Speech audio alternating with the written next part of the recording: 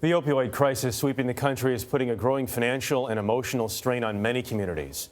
More than 4,000 people died from unintentional drug overdoses last year in Ohio alone. Many coroners in the state say the death toll will be higher this year. Tony Dokoupil visited one hard-hit town in Butler County where the sheriff is refusing to allow deputies to carry the opioid antidote over safety concerns. Tony, good morning. Good morning. According to one estimate, opioids could kill nearly 500,000 people over the next decade. That's like losing the entire population of Atlanta. We went to Middletown, Ohio, where the situation is rapidly deteriorating. The city has already seen more overdose calls this year than in all of 2016, and some there are proposing extreme solutions.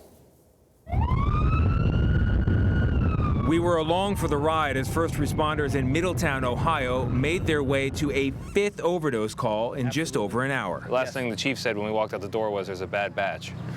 That's correct. It seems that, the dealer may have made his rounds and various people are starting to fall out now. On this call, we saw a woman turning blue on the ground outside her friend's house.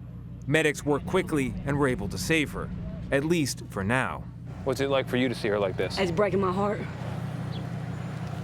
They just told me she just overdosed 2 nights ago.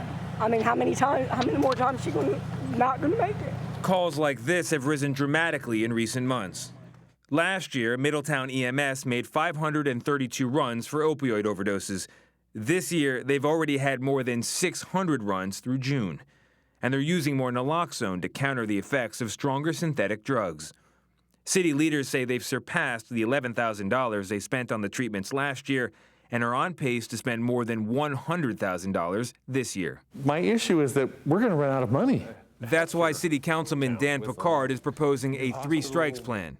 Those who overdose once or twice would have to perform community service and pay off the cost of the emergency response. If they don't, there might not be a response the 3rd time. My message to addicts is, stay away from Middletown because we might not show up to treat you. It's harsh. It's reality. Who are we to dictate who's savable and who's not savable? Middletown EMS saved Shelly Thompson's life when she overdosed on opioids in 2015. Yeah, I was 2 minutes away from not being able to be here. She tells us she's been clean for 1.5 years and insists any threat to withhold EMS service won't deter addicts. The addict is not scared. They're hopeless, they're helpless. We need to help these people, not more death. We need to be more involved in forcing some type of treatment. Police Chief Rodney Muterspaw has his own proposal. He'd like to arrest overdose patients and file criminal charges, which the government would drop if the patient agrees to get help. It's unclear how well this would work. A study last year found little evidence that compulsory drug treatment is effective. What gives you confidence that forced treatment would be effective? I can't tell you it gives me a lot of confidence, but it's better than what we're doing now because we're doing nothing now.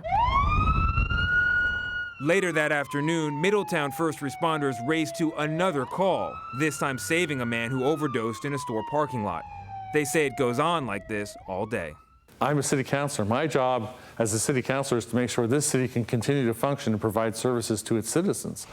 And at the rate we're going, we've got to do something. Are the wheels turning for change? Oh, I think the wheels are definitely turning. It's hit a point where it has to change, so people are forced to make change.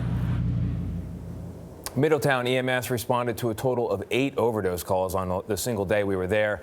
At this point, the idea to withhold a response is only that, an idea, not a formal proposal, and it's unclear whether it would ever withstand a legal challenge. Since first raising the idea, the city councilman admits the feedback has mostly been negative, but he points out he's at least sparked a debate about what to do. And I should add that the negative reaction has been mostly from outside Middletown. Within the town, they're facing a choice between bankruptcy and a medical response. One would think there's got to be some solution between what's happening now and not doing anything at all. They want federal aid, which they haven't seen so far. Because it costs how much to respond to one case of an overdose? About $1,000. And in a small town with a $25 million budget, they're looking at spending $2 million on heroin and opioid overdoses alone.